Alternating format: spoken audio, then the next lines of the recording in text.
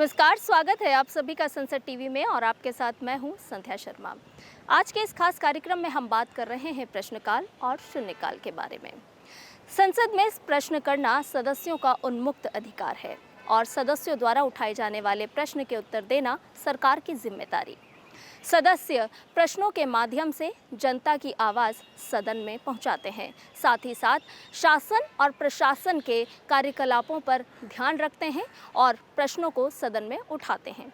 लेकिन इन प्रश्नों को उठाए जाने की क्या होती है प्रक्रिया? प्रश्नकाल और शून्यकाल में क्या होता है अंतर? जानते हैं हमारे इस खास कार्यक्रम प्रश्नकाल और शून्यकाल।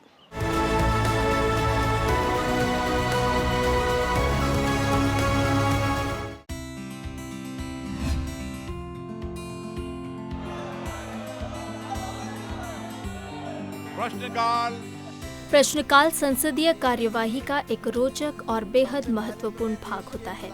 सदन में सदस्यों द्वारा पूछे गए प्रश्न में मुख्य रूप से जानकारी मांगी जाती है और एक विषय विशेष पर तथ्यों की जानकारी प्राप्त करने का प्रयत्न किया जाता है। इसके लिए संसद के दोनों सदनों, लोकसभा और राज्यसभा में प्रश्नकाल की अलग से व्यवस्था की गई है। So the laminate minerals have extensive application in atomic energy, defense and space sector for various strategic purpose in the country. दरअसल संसद में उठाए जाने वाले प्रश्न एक ऐसा माध्यम होते हैं जिसके जरिए संसद प्रशासन पर नजर रखता है और इसका इस्तेमाल हर सदस्य द्वारा संसदीय लोकतंत्र में किया जाता है। संसदीय प्रणाली में सरकार अपने कामकाज के लिए संसद के प्रति और संसद के माध्यम से जनता के प्रति उत्तरदायी होती है। प्रश्न पूछना संसदीय युक्ति या उपाय है जिसका मूल मकसद जनहित से जुड़े किसी मामले पर जानकारी हासिल करना है। मैं सरकार से जानना चाहूँगा कि सरकार इन मुद्दों से निपटने व पर्यावरण को कम से कम क्षति पहुँचे, इस हेतु क्या उपाय योजना करेगी? मैं माननीय मंत्री जी से ये पूछना चाहता हूँ, क्या ये महिलाएं जिनको ट्रेन किया गया है, आप इनको प्रोत्साहन के लिए क्या कोई व्यवस्था दे रहे हैं या इनको आप आगे चल के नियमित करके इनको कोई राशि देने का काम करेंगे ताकि इन महिलाओं को जो है एक हिसाब से रोजगार भी मिलने का काम हो? मैं आपके माध्यम से सरकार से ये पूछना चाहती हूँ कि इस एक्सपोर्ट में कटौती की कोई जांच सरकार कर रही है? प्रश्नकाल में संसद सदस्यों को लोकहित या जनहित से जुड़े मामलों पर सरकार के मंत्रियों से प्रश्न पूछने का अधिकार होता है। कोई ऐसा प्रस्ताव है क्या जो IIT भुवनेश्वर है और बाकी बहुत बड़ा बड़ा संस्था भी है, इसके साथ MOU करके ये जो इको फ्रेंडली करने और जहाँ जहाँ भी आयरन ओर और बाकी जो माइनिंग हो रहा है उसके हिसाब से वो जैसे प्रदूषण से अच्छा रहेगा और थोड़ा इम्प्रूव होगा, ऐसे कोई प्रस्ताव है क्या? Sir, since the government is allowing the private entities to engage the mining beach sand minerals like limonite sand, which are considered to be one among the seven which are very important, the Honorable Minister has said, sir, strategic rare earth minerals. How does the government of India intend to regulate this industry, because private sector is there, so that it does not lead to unfair practice? संसद में प्रश्नों के माध्यम से ही सदस्य और सरकार जनता से संपर्क रख पाते हैं, क्योंकि इसके माध्यम से सदस्य प्रशासन से संबंधित मामलों में लोगों की समस्याओं को प्रस्तुत करते हैं और संबंधित मंत्री उन समस्याओं के जवाब देते हैं। The law and order also pertains to the state government. So we are repeatedly requesting the concerned state governments to be more cooperative, because the police deployment and the other features are under their control. But we are very cautious about it, and regardless of whether it is a private party or a public sector unit, I think the caution remains the same. प्रश्नकाल के दौरान सरकार को कसौटी पर परखा जाता है। सदन में उठाए जाने वाले प्रश्न से यह जानने में मदद मिलती है कि सरकार अपने काम को सही तरीके से आकार दे रही है या नहीं। सदन में पूछे जाने वाले सवालों के जरिए प्रशासन के सभी पहलुओं की छानबीन भी हो जाती है। साथ ही सरकार को भी राष्ट्र की नब्ज पहचानने में मदद मिलती है और सरकार अपनी नीतियों और कृत्यों को उसके अनुरूप ढाल लेती है। आपने क्लोज टी एस्टेट्स का जो विषय उठाया, उसके संबंध में मैं आपके माध्यम से सदन को अवगत कराना चाहती हूँ कि 7 टी एस्टेट्स क्लोज हुए थे, जिसमें से 4 वेस्ट बंगाल में थे और 3 केरला में थे। इसके पहले 12 ऐसे टी गार्डन्स थे जो क्लोज हुए थे। ये 12 के 12 पश्चिम बंगाल में थे और वो सारे वेस्ट बंगाल की गवर्नमेंट ने रिवाइव किए। सदन में उठाए जाने वाले प्रश्नों से मंत्रालय को भी खासी मदद मिलती है। मंत्रालय अपनी नीति और प्रशासन के बारे में लोकप्रियता का अनुमान प्रश्नों से आसानी से लगा सकते हैं। प्रश्नों से मंत्रियों के ध्यान में कई बार ऐसी गलतियां सामने आ जाती हैं जिन पर शायद ध्यान नहीं जाता। कई बार जब उठाया गया मामला इतना गंभीर हो कि वह लोगों के दिमाग को आंदोलित कर दे और वह व्यापक लोक महत्व का हो, तो प्रश्नों के माध्यम से किसी आयोग की नियुक्ति, न्यायालयी जांच या कोई विधान तक बनाना पड़ जाता है। संसदीय व्यवस्था में प्रश्नकाल को महत्वपूर्ण इसलिए भी माना गया है क्योंकि इस व्यवस्था के अनुसार जनता के प्रति मंत्रियों की सामूहिक और अलग अलग जवाबदेही होती है। माननीय सदस्य, प्रश्नकाल है। प्रश्नकाल के बाद मैं आप सभी सदस्यों को पर्याप्त मौका दूंगा। प्रश्नकाल के अंदर प्रश्नकाल चलने दें, उसके बाद आप नोटिस दें। जो भी माननीय सदस्य नियमों प्रक्रिया के तहत नोटिस देगा, मैं सभी माननीय सदस्यों को बोलने की अनुमति दूंगा। This august house is repository of the wisdom of 1.3 billion people. We therefore, when we raise an issue in this house, that there is a calibration by an agency that should not carry much conviction unless the honorable member or the honorable minister is premised on our own record. सदन में जब सदस्यों द्वारा प्रश्न किए जाते हैं तो उनसे अपेक्षा की जाती है कि उनके द्वारा उठाए जाने वाले प्रश्न संक्षिप्त हों, साथ ही साथ सटीक भी हों। सदन में पूछे जाने वाले प्रश्न जितने महत्वपूर्ण होते हैं उतने ही महत्वपूर्ण होते हैं उनके जवाब जो कि मंत्री द्वारा दिए जाते हैं, और इसीलिए मंत्रियों से भी अपेक्षा की जाती है कि उनके द्वारा सदन में दी जाने वाली जानकारी प्रामाणिक हो और पूर्ण भी। सदन में प्रश्न पूछने की प्रक्रिया को जितना महत्वपूर्ण माना गया है, अपेक्षा की जाती है कि मंत्रियों की ओर से दी जाने वाली जानकारी भी प्रामाणिक हो। गलत या अधूरे उत्तर को सदन को गुमराह करने के तौर पर देखा जाता है। यदि ऐसा होता है तो इस परिस्थिति में विशेषाधिकार का प्रश्न भी उठाया जा सकता है। अगर बाद में यह पाया जाता है कि वास्तविक रूप से दी गई जानकारी गलत या सच्चाई से परे है, तो तारांकित प्रश्न के जवाब में यानी मौखिक जवाब के मामले में मंत्री को सदन में पहले दिए गए सवाल के जवाब में सुधार का वक्तव्य देना पड़ता है, और अतारांकित प्रश्न के मामले में एक विवरण सभा पटल पर रखना होता है। जिस मामले में मंत्री यह समझते हैं कि वह पूर्ण और सटीक जानकारी नहीं दे पाएंगे, तो वो प्रश्न के उत्तर के लिए या उस भाग के संबंध में और समय मांग सकते हैं।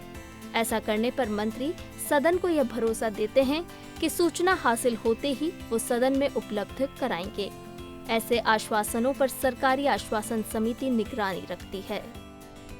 संसद में सदस्यों द्वारा प्रश्नकाल के दौरान पूछे जाने वाले प्रश्नों को अलग अलग श्रेणियों में बांटा गया है। आमतौर पर प्रश्न 4 श्रेणियों में बटे होते हैं: तारांकित, अतारांकित, अल्प सूचना और गैर सरकारी सदस्यों से पूछे जाने वाले प्रश्न।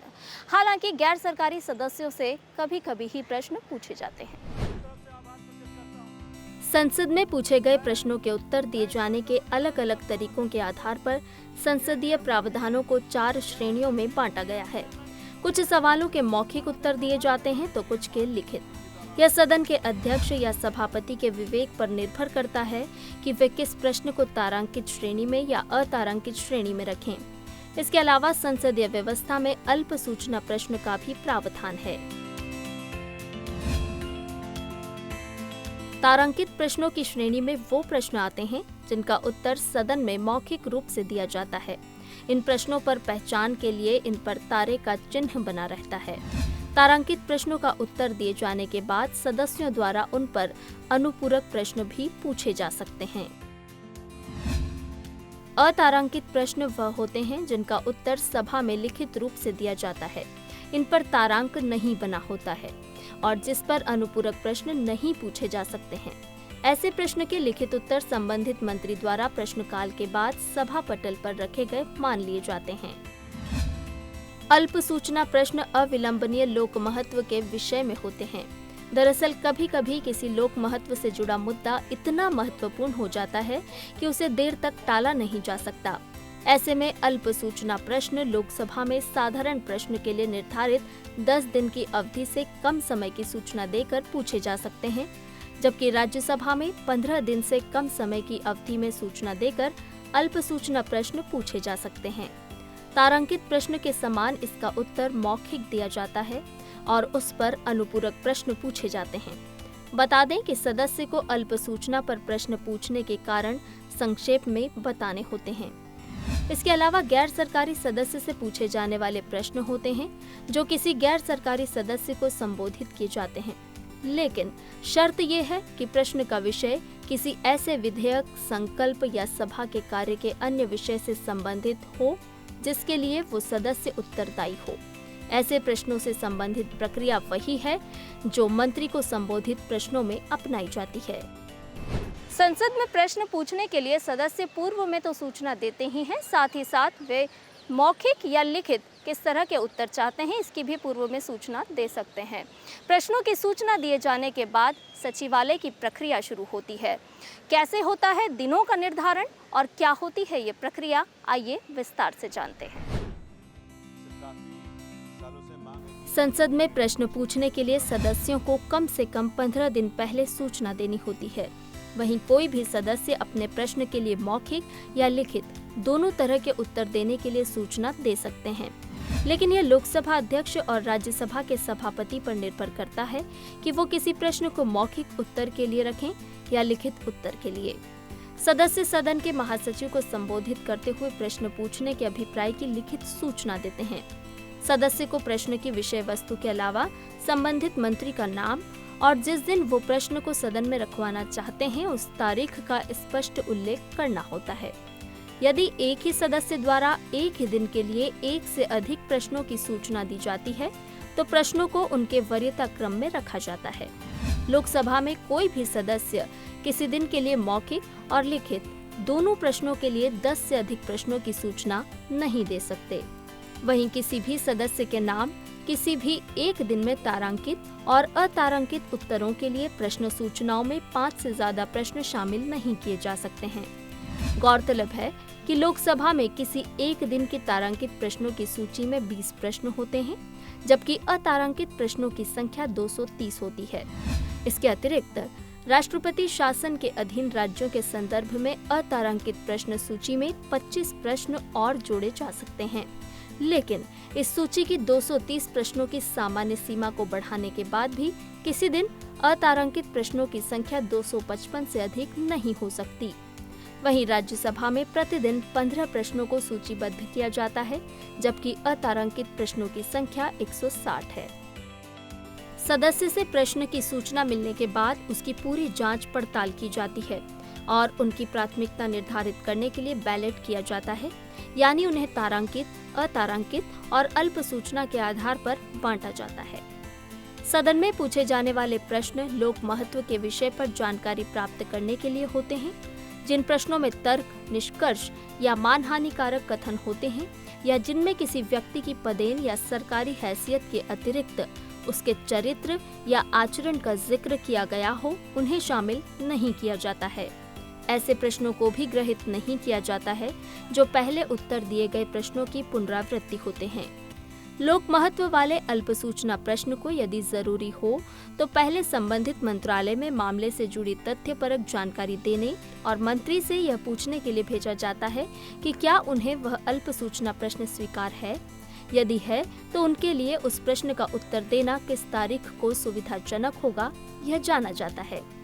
वहीं यदि मंत्री अल्प सूचना प्रश्न का उत्तर देने के लिए सहमत ना हो और सदन के अध्यक्ष की यह राय हो कि प्रश्न की विषय वस्तु पर्याप्त लोक महत्व की है जिसका सदन में मौखिक उत्तर दिया जाना चाहिए, तो सदन के अध्यक्ष यह निर्देश दे सकते हैं कि प्रश्न उस दिन की तारांकित प्रश्न सूची में प्रथम प्रश्न के रूप में रखा जाए, जिस दिन सामान्यतया उसका उत्तर दिया जाना होता है।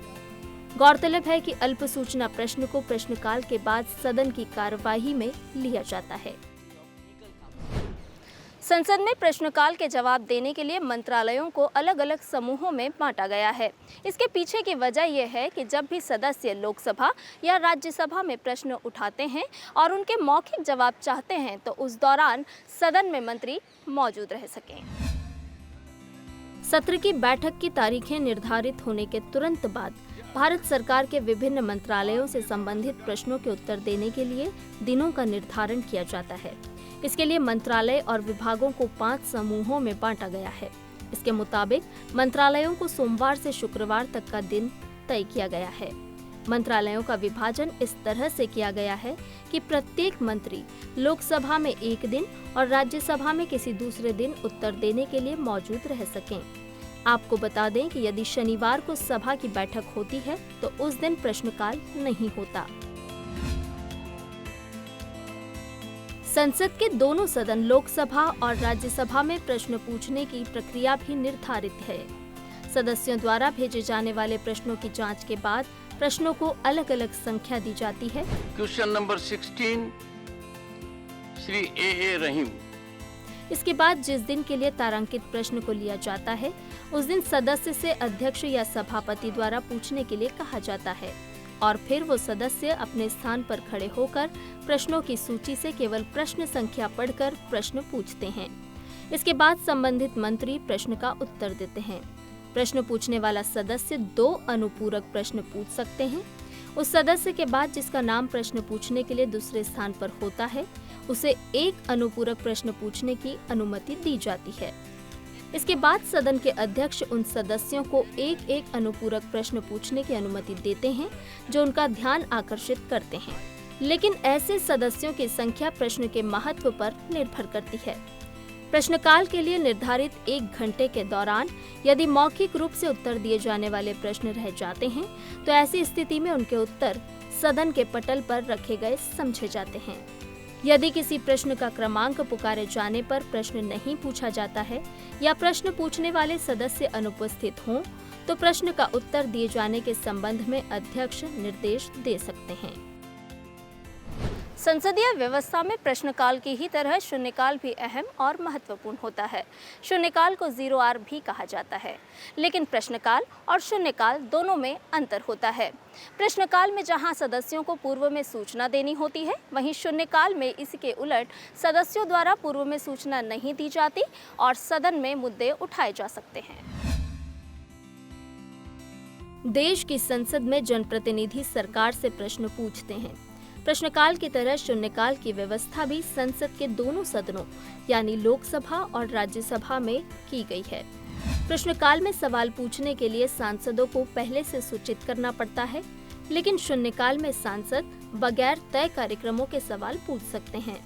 लोकसभा में प्रश्नकाल के 1 घंटे के ठीक बाद शून्यकाल चलता है और 12 बजे शून्यकाल का समय निर्धारित है।